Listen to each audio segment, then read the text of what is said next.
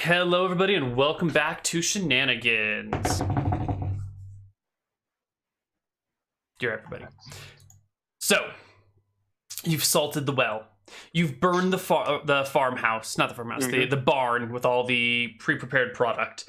You've salted part of the working field grounds. Wasn't enough, but I figured the water will take care of that. The water, unless they notice that salted water first. Depends, right? Either way, like this farm, they won't be able to work on the farm anymore, right? Yeah. They're gonna either have to dig a new well, find a new water source that isn't a well, or move. And by then, Desmond will have forgotten about it. Right. So let's skip to the next morning. Excellent. I'll roll back in and be like, "Yeah, Desmond, supplier's taken out, or producer's taken out. Supply should dry up a couple weeks." So. Good. You sure there's only the one producer in town? No, but they're definitely the biggest. Excellent. And it's right around now, crack of dawn. Actually, these people have probably been here earlier than this. You're just coming down for breakfast or whatever. If I see some of them walk in, then I won't say that. Just like, I don't think you would have recognized who this is. Walk out, take off the roller skates, come back in. Probably put them in a backpack or something. Yeah, once you guys have your conversation, Desmond gives you like a tap on the shoulder and points like a thumb in the direction of this group of people seating over near the fireplace and goes, there's some people here from farm that are looking to hire an investigator into why their farm burned down. Ew, that's not good. Gives you a wink. I told him I would put my very best mercenary on it. So, I'm flattered. Let me make the introductions. And he walks on over to them with you and goes, Stargazer Farms, this here is Shag. He is our very best investigator. He's so close to the ground, he'll never miss a track. His sense of smell is out of this world. I know he's a kobold, but that's exactly why you should hire him. The most unsuspecting people are usually the best. And they nod, absolutely accepting Desmond's, what do you call it? Speech or vouching for you? What do you call it when someone's vouching for you? Sales pitch. I mean, that's what that is. Yeah, his endorsement. That's the word I'm looking for. And they say, hey, come on over, Shag. And the first person steps up. It's an elderly woman. I shouldn't say elderly. She's like, 65, in good shape, kind of thin, wavy white hair that like comes down to here. She's got a brass necklace with a big star, not a star, like a circular sun with like points coming off it, sort of like the symbol of a Loomis, but more points around it. And the sun's got like a smiley face, and she's got some turquoise and silver jewelry dangling off her wrists, and wears soft shoes. She's a little extra, is what you're saying. She puts a couple of crystals on the table first and says, welcome, Shag of House Kobold. It's more of a species than a house, but okay. Welcome, Shag. I am here to offer you a handsome reward for finding the destroyer of our property, the ruiner of our fields, the poisoner of our well, the burner of our barn. Would you be willing to work for us? Yeah, I can work for you. Excellent. And she tells you the story of last night from their perspective, where someone came in and was mucking around in their fields and set fire to their barn and salted their well. And there are these weird tracks that lead to and from. They're thin, like a small wheel, but they're right next to each other. And I know nothing that makes tracks like that, and I have been around a long time. We followed them onto the main road where they were lost on the hard-packed earth, but generally came towards town. I think there's someone here with a weird vehicle that has destroyed our things. We've posted guards on the 3 roads leaving town, and have seen no one thus far that matches this description. Whatever this cart is, it is capable of going off-road. It's also easily turnaboutable or something like that, because we saw tracks leading to the back of our barn and then no further tracks. So clearly they just did a 180 without making tracks in the ground. So maybe it can be pushed or pulled, but it's only got 2 sets of wheels. Otherwise we would have seen like double patterns on a curve or something. So some sort of small, close together, 2-wheeled vehicle. And it must be operated by a master spy, for somehow they set a fire inside a building that was well guarded, and none of our people heard or saw anything. And our guards have 13 perception, so it's quite good. Upper end of average. Interesting. Interesting indeed. Yeah, I'll take a look in this. I think, I mean, just based on the sounds of it, I think you might have something that is a little more than ordinary. Yes, some might call it extraordinary. Indeed.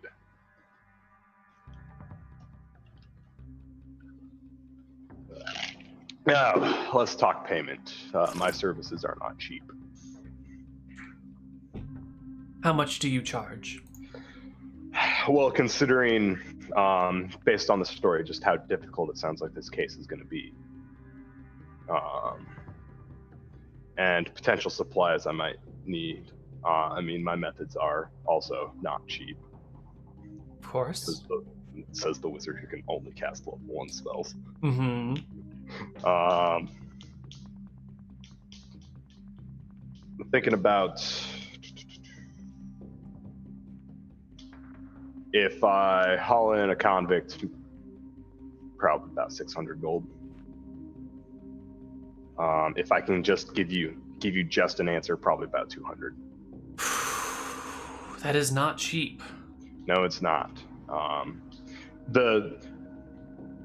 Now I will say the reason the hauling them in is extra is because it's very difficult to capture a person, or as I might suspect in this case, creature. A creature? Yes. It can get very expensive. Okay, let me just see. I'm going to take a look at my economics guide and see what sort of person makes 600 gold in a year. Let's see. That would be a good craftsman, like a marbler. A locksmith makes 750 gold in a year. A drug lord. Yeah. So you're asking for like that's how much the sheriff of Berkshire makes in a whole year is the cost that you're asking. And he's really shitty at this stuff. He hasn't brought in any magical creatures. I have. That's true. Or at least I will say I have.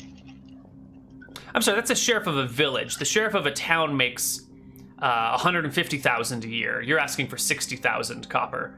So that's not unreasonable to them. They're also they're in a cash crop business here, so they make good money. She'll nod a few times.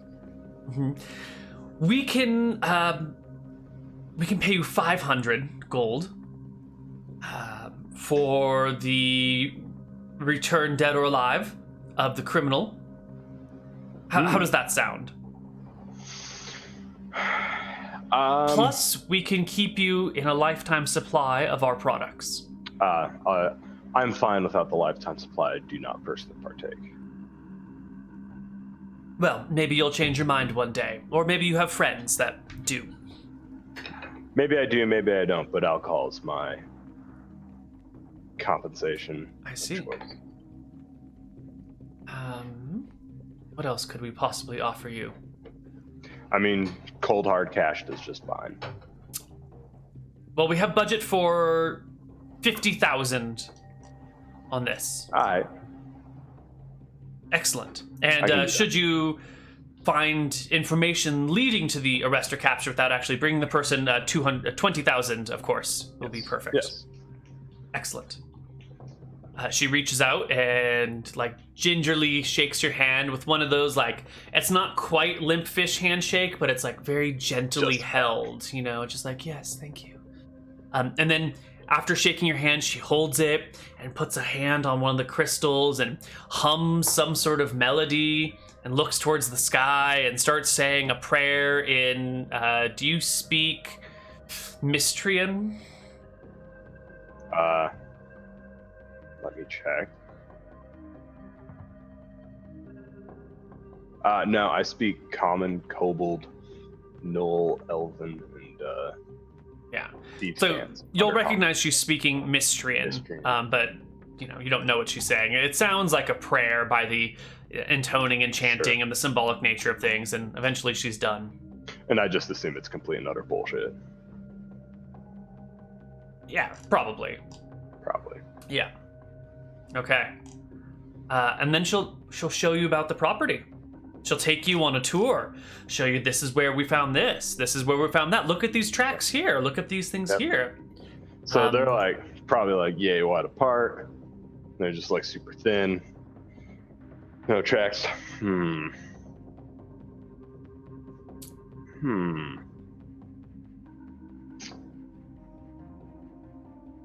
might be able to. I'm gonna need some time alone. Like I can find a place somewhere out here, and then I'll be able to come back and maybe get you some more information.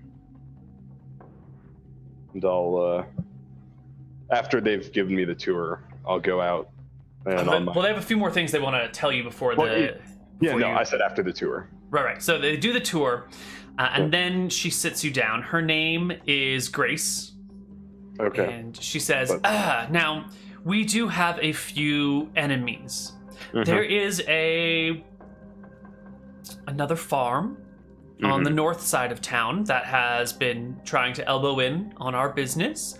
They're a much smaller producer, so I don't think it could be them, as they couldn't fill our void. You know what I mean? They don't have enough supplies to keep up with demand. But That's true. If they become the only producer, they can sell for as much as they need to, make up for that, and then pretty quickly be back on the way. She nods. Yes. It takes a whole year for a crop to grow, so they'd be behind for a year, but if they're the only ones in charge, they're a subsidiary of Luna Acres, an offshoot, guarded by minotaurs, of course, and attack dogs. Of course. Then there is the matter of one of our wholesale distributors who has been demanding a larger cut of the profits. Last week, he threatened that we would pay if he did not get a larger cut. And we responded by simply removing him and hiring another distributor. Would you... Who was this distributor that you ditched? The distributor that we ditched was a halfling by the name of Nose. He lives on the south side of town, just before the forest, in a small, mostly buried hut, rooftop above ground, rest of the building below ground. You'll be able to spot it because it has tulips growing all the way around the central chimney that sticks out of the roof. That was the old distributor. The new distributor is a gentleman, a younger gentleman. I probably shouldn't say, but you seem a trustworthy person and you work with the great Desmond, so yes. He's the adopted son of the Baroness. Recently adopted son of the Baroness.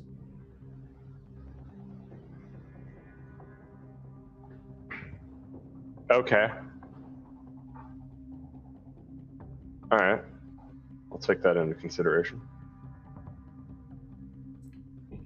Excellent. Those are the 3 leads that I have, or 2 leads that I would have.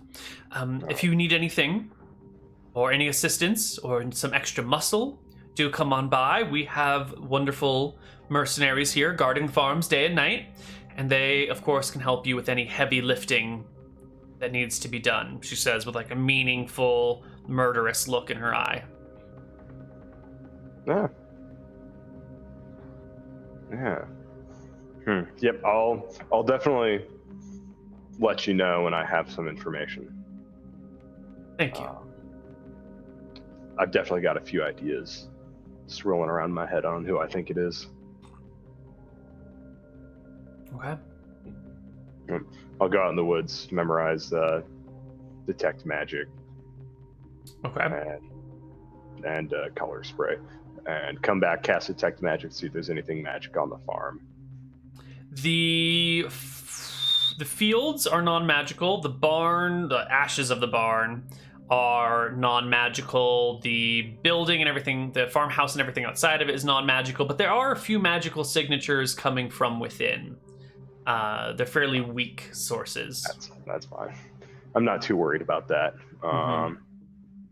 Cool. I'll like be walking along the tracks like, oh, this is not good. This is not good. But they're swirling like that.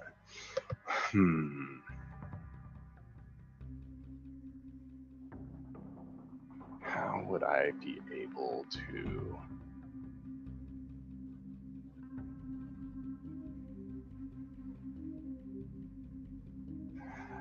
How would I be able to do this? Yeah.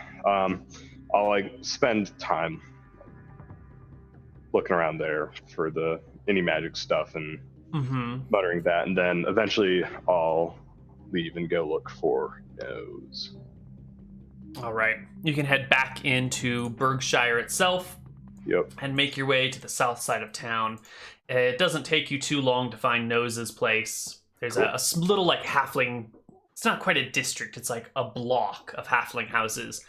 They're all in this similar, like mostly buried with the roof on top. Though there's only one that has tulips around the chimney, and it's like a conical roof, while the others are a little bit more trapezoidal. Cool. All right. Just so you know, before I go in there, definitely my plan right now is to frame Nose for it. Nice. Yep. Like, he has motivation. He has a threat. Like this will hold up to anyone who's not willing to look too far into it. Yep. So basically, I give them an answer. Like, yeah, that's exactly who you thought it was. Does he have means and opportunity in addition to motivation? Oh, he can definitely have means and opportunity if I make it. Well, I think that's how you got to prove it. Means, motive, and opportunity. Yep. Those are the three things you look for in a criminal. Oh, yeah.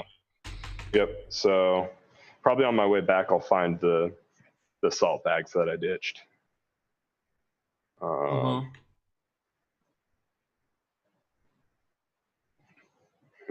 am I going to explain the tracks? Probably going to need to make myself a little cart.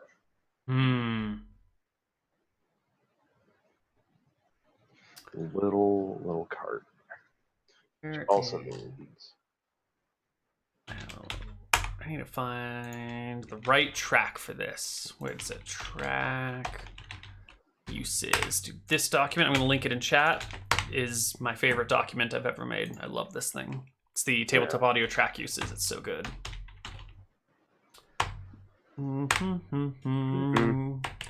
Ooh, you are procedural. That's exactly what we need for this. Absolutely. Procedural compliance, baby. Hiding. You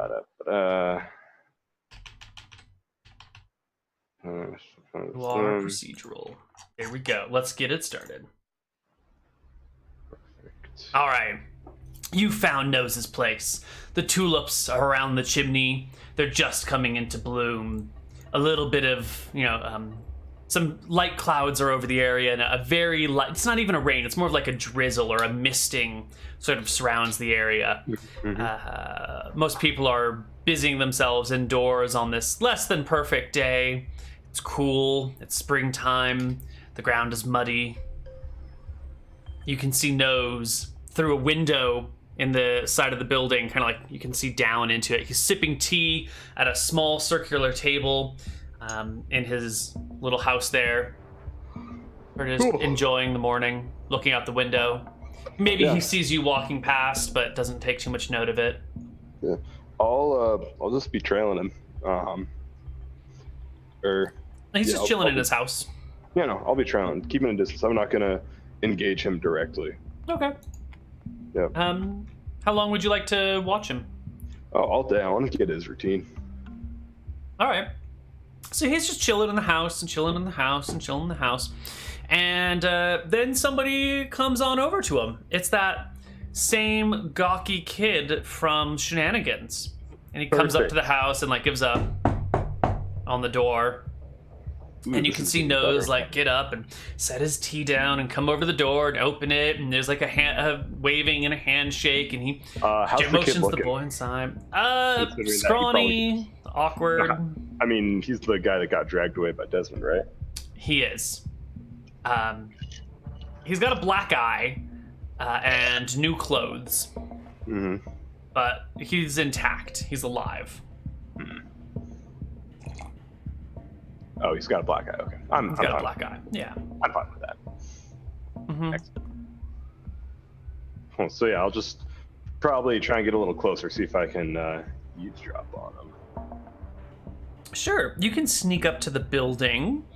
Let's see. Possible eavesdropping places are going to be the front door, any of the windows, or the chimney. Those are going to be, everything else is like thick sod.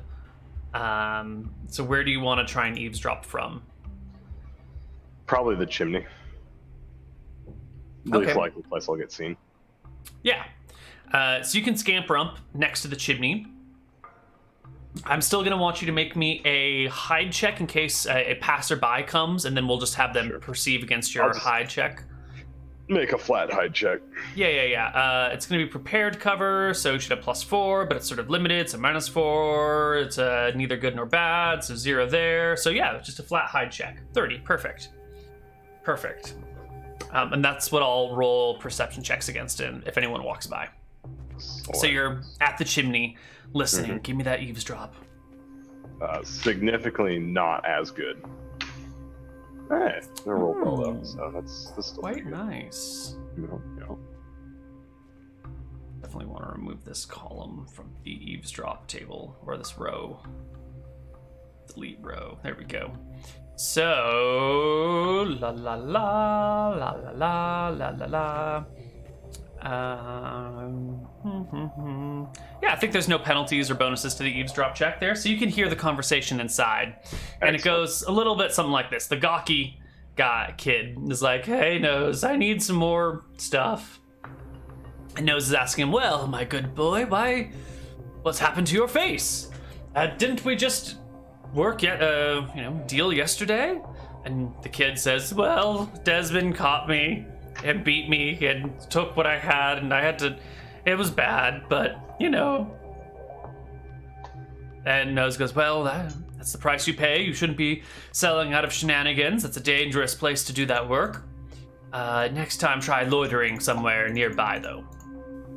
And the kid goes, "Yeah, I won't make that mistake again." And sighs heavily. Nose will shuffle around. You can't really see what's going on, but you hear like the opening of something with hinges, and then the dragging of a bag or some sort of cloth over wood, followed by like a thumping sound. And then they're like rustling around in something, and some coins start getting pulled out. You can hear them jingling, but they're working sort of quietly. And after a couple of minutes, Nose says, "Well, there we go. That's the usual order. Anything else you'd like?" And the kid goes, No, thanks, buddy." And Nose says, "It's not a problem. Have a good day." And then there's a pattering, and the door opens, and from your vantage point, you can see the kid walk out and head back down towards Shenanigans. The door shuts again, and you can hear the halfling give a sigh and go over back to his table and loudly sip his tea. Excellent. Lovely. Excellent. Perfect. So yeah, I'll probably back off and continue watching this guy. Okay. And Give me a perception check of your own. sure.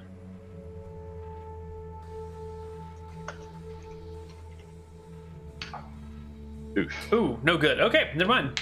Yeah, the half a day passes. The halfling seems cozy inside his home. You can hear him making toast and scrambling eggs and enjoying, every now and then chuckling to himself. He seems just to be cozy and having a good time. Okay. All right. Let's see. I've got the salt bags. Yeah. All right. I'm probably bored of this for a while. After a while, especially since he isn't doing anything. But I think I know what I'm going to do with the bags. I'm thinking I'm just going to like bury them by his tulips, because I feel like that's something like him would, like someone like him would do that. So I'd probably do that tonight. So you're gonna dig up his roof and bury the bags of salt in his roof, because he's got like the sod roof. Okay, perfect. But that's tonight, right? That's not right now. That's a night thing. Okay. What do you want to do with the rest of your day? Let's see here. I already got that. I'm just gonna need to. I need to now make.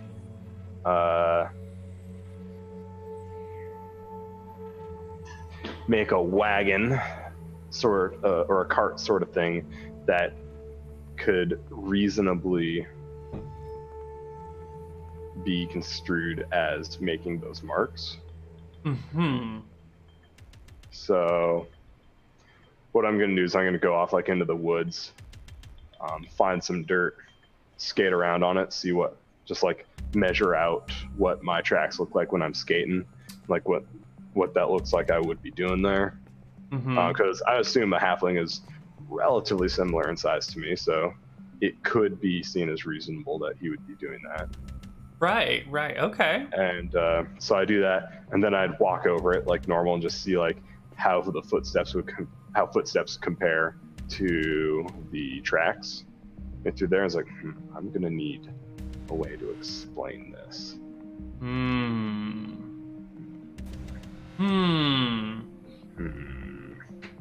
How are you gonna do it? How did he not get any foot tracks? Because when I was skating around on the topsoil there, was it like super soft? So like, if I just like put my hand down, I would have made a mark. No, I mean on it's like nice grass. There's sod up there, so. No, I'm talking about like at the farm. Oh, at the farm. So in between the furrows is soft earth that is weeded regularly, and if you do put your hand down, it'll leave a print quite easily. Yeah.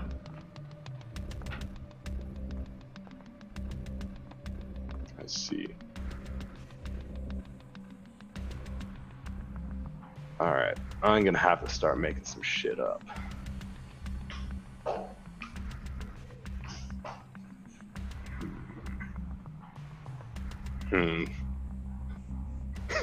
I think this is the part where like my relatively high int and my relatively low willpower are like in combat with each other. It's like, I've got this great idea, but honestly I've only got the attention to span to like carry it through halfway. Right. So what I'm thinking right now is Nose here hired some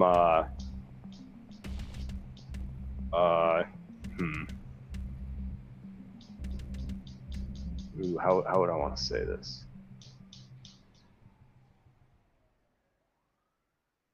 Some pixies or some shit.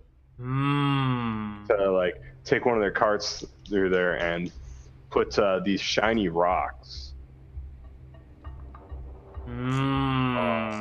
all over there and say, yeah, us big people like it. It's super sweet to us. And they're pixies. They don't fucking know. So I can make some shit up. And then I don't have to And it's like, yeah, they probably had one of their like magic fucking wagons. Like your place was lit up with magic when I checked it. And then I go on there. I just need to find like some fucking pink sugar or some. Actually, just go buy a bunch of sugar, and like get some beets or something. Turn the sugar kind of like pinkish and like sprinkle it a few places. Like, yeah, that's pixie dust. You can tell because it's pink. It's fucking magical. And then it's like, bing bang bong, steal some of his money so it's missing, and it's like, yeah, he doesn't have nearly as much money as he should for his operations. I see. Yep. Maybe even write up like a really shitty contract. No, they don't write. I don't need to do that. I don't need to get that far into this. I'll probably like buy a bag of sugar and some beets. Okay. And like go back to Shenanigans. Like, yo, Desmond, I need to use some of your kitchen tools. Sure. And I go back there. Yo, Borscht, where's a grater at? He pulls out a cheese grater for you. It's one of those like triangular ones, little. Perfect. I look for the finest and like start grating the beet on there. Beets. Yep. Borscht looks at you and goes, you making some borscht? No, I'm not. I'm making some pixie dust. You need pixie dust? Yeah, like, you know, like what pixies like sprinkle about when they move everywhere and shit. Mm-hmm. I like pull out a bag of sugar and like I've got this like beet juice in there and like pour the sugar in there, like mix it up a bit and pull it out and just like, boom, look at that, it's pink-ish pixie dust. He looks at it. It's like sugar covered with like beet clippings, right? Beet juice specifically. Beet juice, so it's basically just stained. Mm-hmm. And I don't use a lot of like beet juice, so that way it doesn't like the sugar doesn't dissolve in there. Right. I just like mix it up. I'm like, yeah, look at that, boom, He nods. Pixie He's dust. impressed. Yeah. All right. And you tell a couple of ding dongs like, yeah, you had pixies here that came through here. I'm like, look at all the pink shit. It's magical. They'll believe the shit out of you. He nods, clearly impressed by what you've done. Oh. This is great. And then yeah, I probably only use like one beet, thinking I'd need more than that, and it's like, no. Mm-hmm. And I'll go prepare the sugar. All right, you prepare the sugar. Excellent. And prepare that, and then I assume that takes me like an hour to get. Just like I probably have a few fuck ups, which is why I use all the sugar. Yeah, I mean it takes you some time. You're not a cook, right? So maybe I'm not a cook, so it's like, oh, a little bit too much beet juice juice. here. Now all the sugar in that batch is gone. Yeah, right. So all right, sure. And then I have enough to sprinkle around the farm tonight to have evidence. Perfect. Yep. And then I can spread a little bit of it at. You're gonna go back to the farm and spread it there? Spread it there, spread it at Nose's place. Mm-hmm. A little bit. Probably around like all of his tulips because, you know, pixies like plants. Mm-hmm. And then you sprinkle that around there. Oh, he's been making deals with pixies to make his tulips look so nice. Okay. Well, you get back to the farm. I'm gonna do Nose first. Okay. Because I know his place is relatively unguarded. Right. So that night, you get back to, or that afternoon, which one? When Night. would you like to return? Night? Okay. Night. You get back to Nose's place. There's a couple of candles on. He's sitting at the same table, but now he's got out like a piece of paper, and he's got some, what do you call it, colored pencils. And he's like, it looks like he's coloring in a coloring book. All right. He seems distracted. I'll make a couple of skate tracks around the top of his roof. Mm-hmm. Okay. And then I'll make sure there's like a few of those tracks around there. Sprinkle a bit of pixie dust around his tulips. Nice. Probably like concentrated it a bit around where the salt sacks are. Mm-hmm. You haven't dug the salt sacks in yet, though, right? Oh yeah, I got to do that. So I'll be slowly working on that, and I don't need a light source to do that. So I'll like sprinkle some pixie dust in there with that. Nice. Okay. Salt. The tracks are made. The sugar things are dug. Now it's thick sod, but I'll give him a non-zero chance of hearing something happening on his rooftop. You don't weigh a lot, and the digging probably doesn't make too much noise, but you never know. You're right. Sometimes things get not lucky. Nope. Okay. You dig the holes. Does any passerby notice you? Nope. No, it's that misty day. It's dark. You know. All right, you've dug holes in his roof, you've buried bags of salt, you've sprinkled pixie dust around it, and you've made tracks up to the roof. Yep. What else?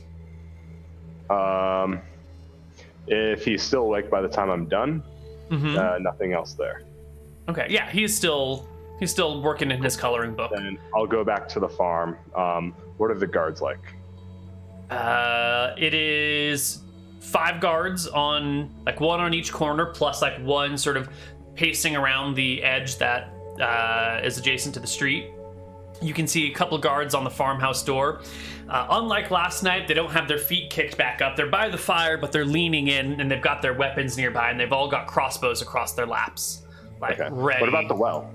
Is that unguarded? The well is unguarded. It's already destroyed. What's the point? You know. Perfect. And then I'll go, like, sneak around the backside, sneak through the fence, and put some pixie dust, like, kind of in the rocks there, and like a little bit on the ground. Put a little in the well, like not a lot, maybe just like a handful. Right. You sprinkle a little bit here, a little bit there. Yeah, a little bit there. Nice. And then I make sure I get some under like some rock crevices, so that way, if it rains tonight, I can be like, look what I found. Nice. Tastes like pixie dust. Right. All right. Okay. It's set up. Perfect. And you tried to avoid the guards so they wouldn't see you, right? Okay, you could do that. That's not a problem. And I'll... No, never mind. Yep. So... And they all have, like, lanterns and shit? Yes. Shit. I don't think I'm going to be able to get... So they're at the 4 corners of the property, not the 4 corners of the field, right? No, it's the 4 corners of the field that are being guarded. The property is not guarded except for the field and the farmhouse. I'm not going to be able to get in there. Not undetected, no way. Not undetected. If only I was level 3 wizard. Then I could go in there at will and just be like, all right, here we go, boys. Do.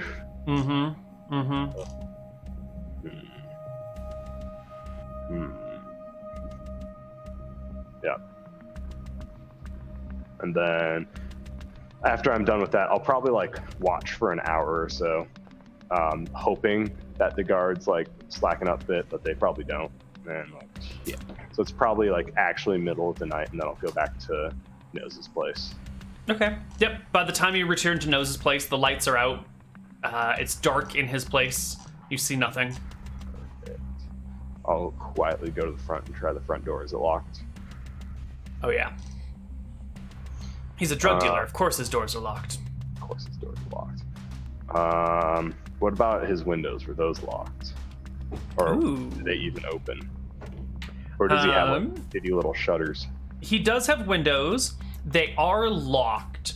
What do you call it? It's like they open outward to the garden, and then when they close them, there's like a latch that goes over them. You could probably... They would be... I would consider them... I wouldn't say that's a lock so much, but I'm thinking because I got like small little hands, I could probably like open the shutters a bit and like use one of my lock pick tools to like flip the thing up. Yeah. I would say these are probably I got, like, a common style locks, I guess. Yeah, so lockpick type 5, and you've got a 12 on your check, so you can do this in and the difference of 7 in 1d6 minutes. You could probably open this. Yeah. So you get it in 3 minutes, no problem. Just a quick, pushing on the door windows, but not so much that they make noise, just enough to get them to crack open, and then trying like one file after another, or maybe a nail to try and do this, and then get the pressure and the angle just right so the switch can open and fall quietly, not loudly. And you make your way, or you open the doors, the windows. Mm-hmm. And yeah,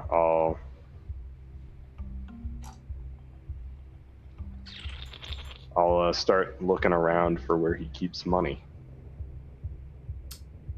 All right, give me a move silently check. This is going to be an important one. Let me calculate the adjustments, because it is quiet in here. It is total silence. So -4 to your check. You are barefoot, so +2. So that's a total of -2.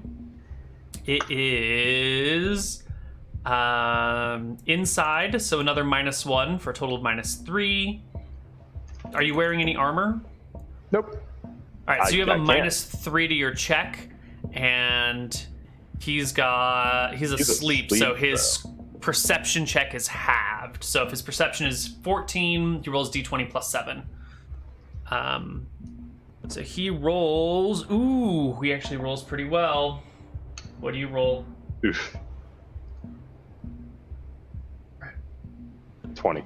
Oh. All right, so you're in. You're looking around. You're looking for money. Where might this halfling store his money?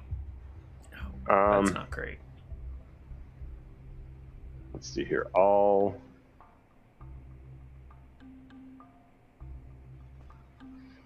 Where would I check first? I didn't see. So I'm going to check around in like his main living room area, because I'm guessing that's where he did the deal, and it didn't sound like he went into a different room when I was eavesdropping. So he probably keeps it in a similar place. Yeah, it's a one-room building, so that. Oh, so he's just sleeps in here too. Yeah. There's like a bed nestled away on one side. All right. So you're starting to look. There's a couple of obvious places, right? There's like a chest at the foot of the bed. There's a dresser with clothes in it. There's like the kitchen section of the walls that have cupboards and cabinets and stuff. And as you start to open the very first drawer, you hear a shuffling in bed. And taking a look to the side, you can see the halfling has like sat up and is sliding out of bed while reaching for something like between the bed and the nightstand. And he sees you, and you see him. And I cast color spray. And he grabs for his crossbow, and I believe we roll for initiative. We gotta roll for initiative. He's down. But he might beat you in initiative. You never know. Unless he just keeps an armed crossbow, which would not be good for the tension. No, he's got to load it. It's a light crossbow. So, speed, 10. Oh, God. 1d10 plus 10. Yeah, okay. You go first. He gets the crossbow, he gets the bolt, he starts like cranking it back. The color spray goes off. Yep. All right. And if I have to, I run up within range of it. You will have to get a little bit closer, right? It's a 5 foot. No, it's a 20-foot cone. Yep. Yeah, you can do it from where you're standing. 20 by 20. He gets you're a level 2 wizard? Yep. Does he get a save if he's also level 2? Creatures are not allowed, or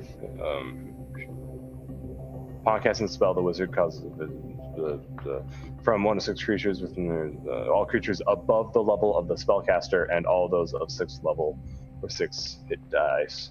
Are entitled to saving throw. Okay, so he's level 2. He immediately conks out. Perfect.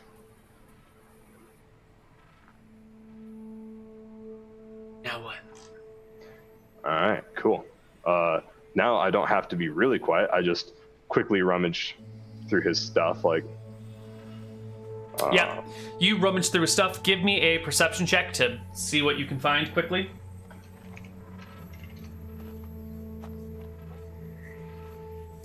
Uh, 22. Yeah, you will come across his bag of money. It's in the bottom drawer of his dresser.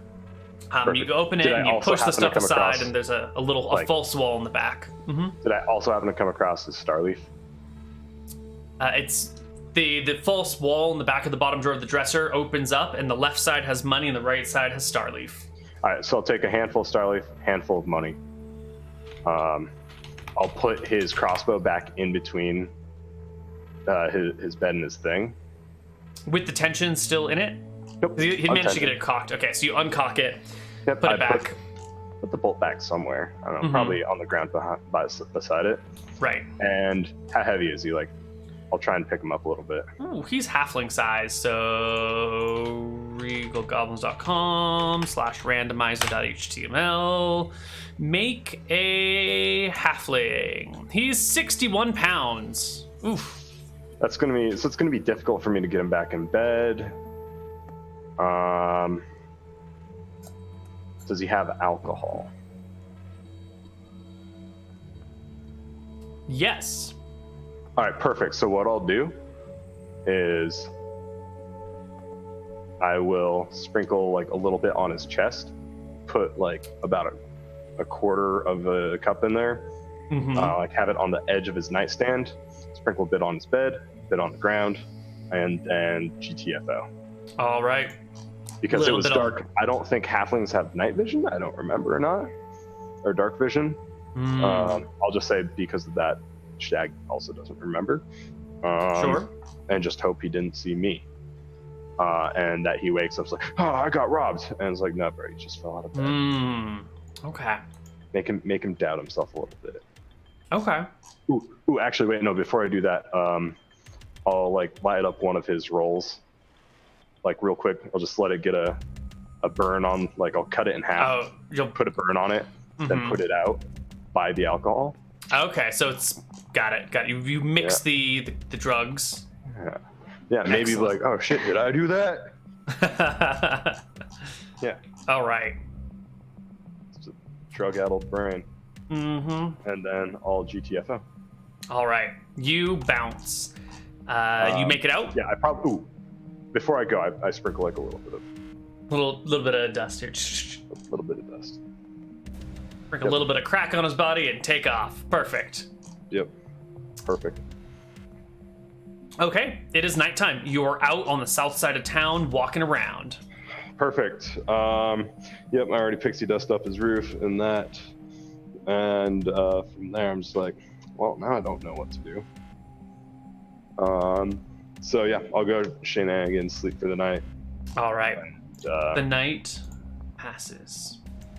Yep, and then in the morning, color spray and hypnotism. Here we go. Color spray and hypnotism. Perfect. Well, we're at a great breaking point, so why don't we take a break right here, and when we come back, we will do the next section of the ploy. It looks like you've got it going pretty well right now. It looks like you've made a pretty good frame job. So we'll see you guys on the other side. Bye-bye. Yep.